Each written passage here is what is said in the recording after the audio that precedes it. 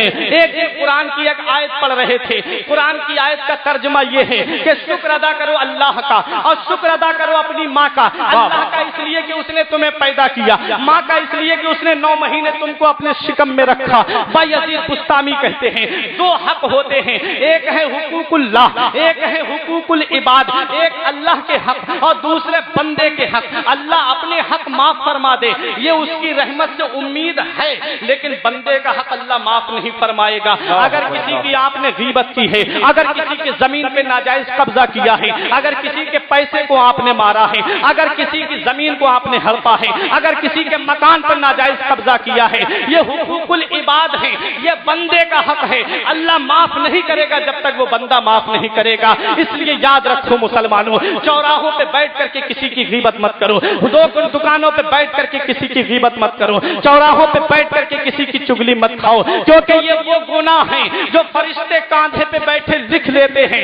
جب تک جس کی غیبت کی ہے وہ بندہ معاف نہیں کرے گا، اللہ بھی معاف نہیں کرے گا۔ ایک چائے کی چسکی لگا لی، برائیوں میں مشغول ہو گئے، ایک چائے کی چسکی لگا لی، فلاں مسجد کا امام ایسا ہے، فلاں مسجد کا امام ایسا ہے، فلاں مسجد کا امام ایسے کام کرتا ہے۔ کیا ملتا ہے مسلمانوں؟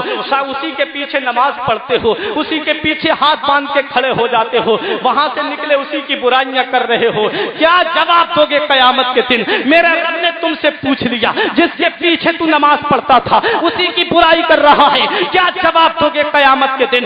نبی نے فرمایا میرے صحابہ غریب کون ہے؟ بتاؤ غریب کسے کہتے ہیں؟ صحابہ نے عرض کیا آقا جس کے پاس گھر نہیں ہے وہ غریب ہے، جس کے پاس دولت نہیں ہے وہ غریب ہے، جس کے پاس مکان نہیں ہے وہ غریب ہے۔ نبی فرماتے ہیں غریب یہ نہیں ہے بلکہ غریب وہ ہے کہ قیامت کے دن آئے گا، نمازیں بھی اس کے پاس میں ہوں گی، حج بھی اس کے پاس میں ہوں گے، روزوں کا ثواب بھی اس کے پاس ہوگا، زکات کا ثواب بھی اس کے پاس ہوگا، خیرات کا ثواب بھی اس کے پاس ہوگا، لیکن قیامت کے دن اس حال میں آئے گا اس کے ساتھ میں یہ بھی ملا ہوا ہوگا اس نے کسی کا حق مارا ہے، اس نے کسی کی زمین پہ قبضہ کیا ہے، اس نے کسی کے مکان پہ قبضہ کیا ہے، اس نے کسی کے پیسوں کو مارا ہے۔ پروردگار عالم قیامت کے دن اس بندے کو بلائے گا جس کا اس نے حق مارا تھا، اسے بھی کھڑا کرے گا، کیونکہ وہ عدالت وہ ہے وہاں جھوٹ بھی نہیں چل سکتا، وہاں تو وکیل بھی جھوٹ نہیں بول سکتے۔ یاد رکھو مسلمانوں وہ دن تو وہ ہے، اللہ سورہ یاسین شریف میں فرماتا ہے